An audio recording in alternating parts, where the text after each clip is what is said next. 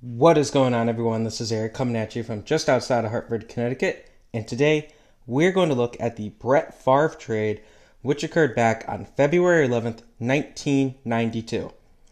Now, this was a trade between the Green Bay Packers and the Atlanta Falcons that saw Green Bay acquire quarterback Brett Favre from Atlanta in exchange for a 1992 first-round pick. Now, I do have a couple things I want to discuss before we start the breakdown itself. First things first, Brett Favre will be getting his own player bio later this week, so definitely stay tuned for that. It will be an interesting one. Brett Favre is definitely worthy of his own bio. The other thing is the reason for this trade. So, the Falcons head coach at the time was Jerry Glanville, and he was not happy when Atlanta selected Favre in the second round of the 1991 draft. He was concerned with Favre's party lifestyle and his love of alcohol. Glanville had famously stated that it would take a plane crash for him to put Favre into a game. Yikes. Favre only attempted 4 passes as a Falcon, 2 of which were intercepted.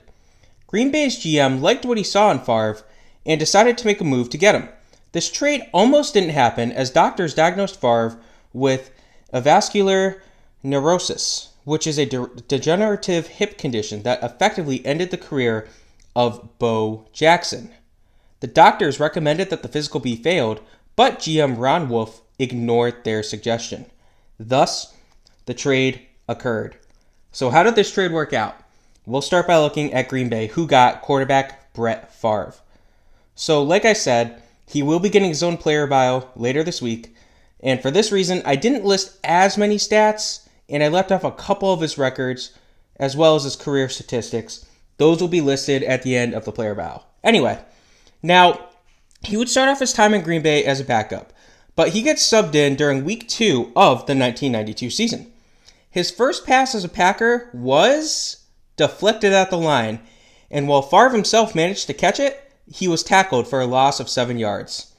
Now, he would step in later in Game 3 as the previous starter had gotten hurt, but he was awful, struggling and fumbling the ball 4 times.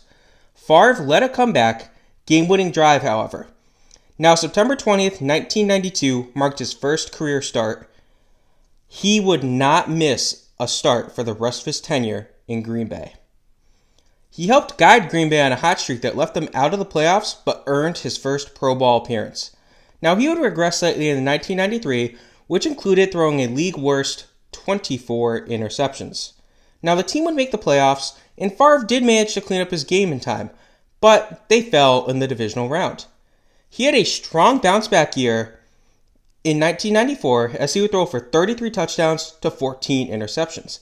The team would make the playoffs once more, but once more, they fell in the divisional round, in part due to Favre failing to throw a single touchdown. Now, he would burst onto the scene in 1995 with a career year. He recorded a career-high 4,413 yards while leading the league in touchdowns and touchdown percentage. This led to him winning MVP. Favre played even better in the playoffs than previous years at least, but the team would fall in the NFC Championship. Everything clicked for Favre and the Packers in 1996. Favre threw for 500 less yards than the year before, but he did set a career mark in touchdowns with 39. Now, the Packers offense led the league in points scored, as did their defense for points against. So they had the best offense and the best defense. Now, Favre would continue his strong performance into the playoffs and helped guide Green Bay to the Super Bowl. In that Super Bowl, the Packers would defeat the New England Patriots. Favre ended that game with a 107.9 passer rating, 246 yards, 2 touchdowns, and 0 picks, while also running for a touchdown. He would not win the Super Bowl MVP, however, but he did win the NFL MVP that year, for the second year in a row. Favre had another MVP season in 1997, as he would lead the league in touchdowns with 35 and lead the Packers to a 13-3 record. He would guide the Packers to their second consecutive Super Bowl, but they would lose to the Denver Broncos. Favre would record 3 touchdowns, but he also turned the ball over twice in that Super Bowl. So at this point, he had won 3 consecutive MVPs. Super impressive. He had another strong season in 1998, leading the league in completions, completion percentage, and yards. But He also saw his interception number go up. He did not win MVP, but he maybe got some votes. Some people probably voted for him. Favre had a rocky year in 1999, though, as he threw more interceptions with 23 than touchdowns, 22.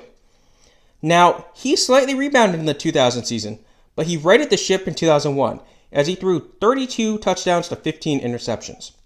He had a solid year in 2002 and improved in 2003, throwing for a league-leading 32 touchdowns, but he had 21 picks. Favre had a game to remember on December 23rd, 2003. The day before, his father had passed away. Favre, a lot of people were questioning if he was going to play, but he did, and he went out and dominated, throwing for a season-high 399 yards, 4 touchdowns, and 0 interceptions. He had another strong year in 2004, once more throwing over 4,000 yards. Favre and his team would regress in 2005. Now, he did lead the league in attempts and completions, but he also threw a league-leading 29 interceptions. Now, he would throw his 400th career touchdown pass in September of 2006. He ended that year with 18 touchdowns, 18 interceptions, as well as 3,885 yards.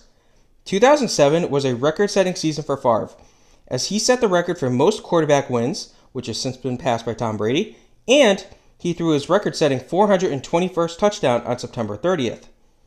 So, yeah, very impressive season for him, at least record-wise. He ended the year with 28 touchdowns to 15 interceptions.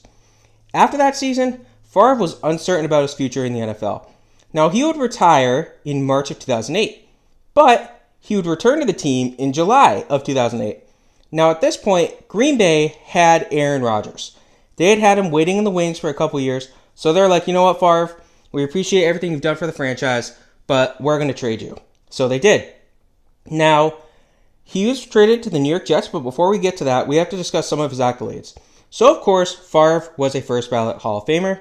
He was a 3-time NFL MVP, 9-time Pro Bowler, 3-time first-team All-Pro, 3-time second-team All-Pro, and he is a member of the NFL 100th Anniversary All-Time Team.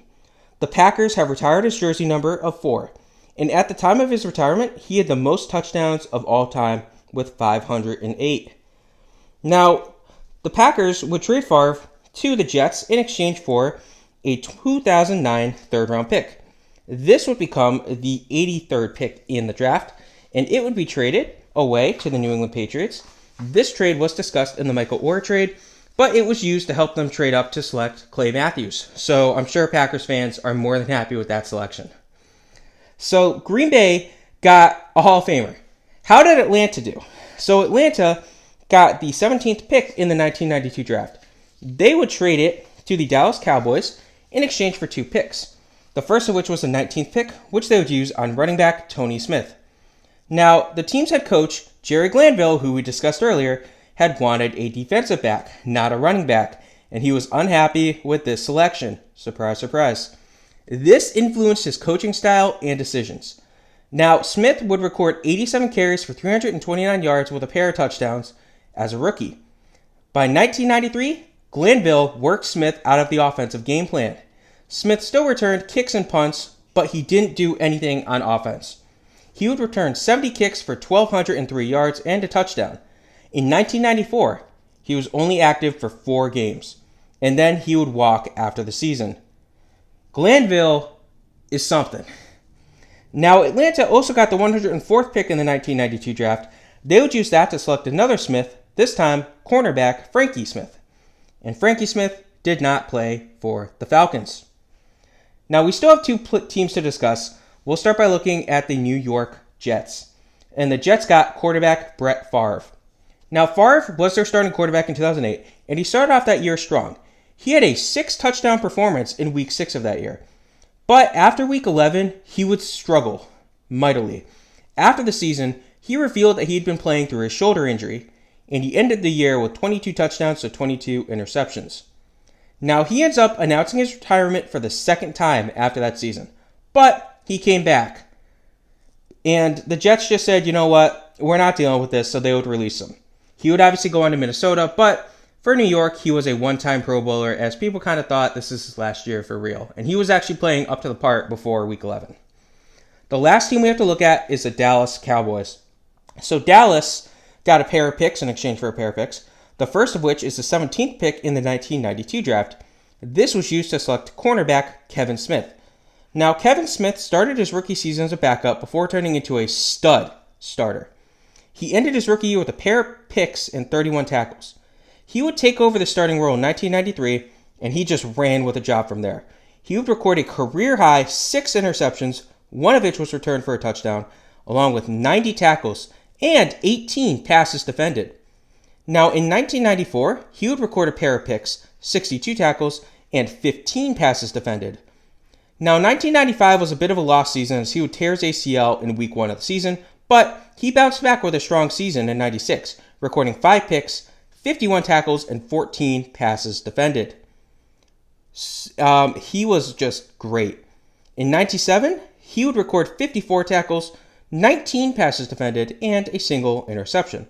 Now, he had another strong year in 1998 as he recorded 15 passes defended, 2 picks, and 53 tackles. Now, he would hurt his back in the training camp prior to the 1999 season, which forced him to miss half the season. Despite this, Smith ended the year with 10 passes defended, 1 interception, and 14 tackles. Now, he would hurt his knee during training camp 2000, and as a result, he would announce his retirement. While he didn't make any Pro Bowls, he was a one-time All-Pro selection. Very good pick for Dallas. Now, the other pick that they got was the 120th pick in the 92 draft. They would use that to select safety Greg Briggs, and Briggs started as a safety, but he would move to linebacker. Now, he hurt his hip and ended up on the PUP list where he spent the season. He was converted to tight end for the 93 season, but he did not make the roster. So this is one of those trades where there's clearly a clear-cut winner. It's Green Bay. There's no ifs, ands, or buts about it. Green Bay clearly swindled Atlanta. Dallas comes in second. And then I'd have to say New York comes in third, despite only getting a single year out of a player. So, I mean, Atlanta, you tried. Jerry Glanville, the more you look up this guy, it's kind of crazy that he was such a stubborn coach. But then again, this was the late 80s, early 90s, so it's not too surprising. I hope you guys enjoyed this trade. This was the Brett Favre trade. Have a good rest of your day.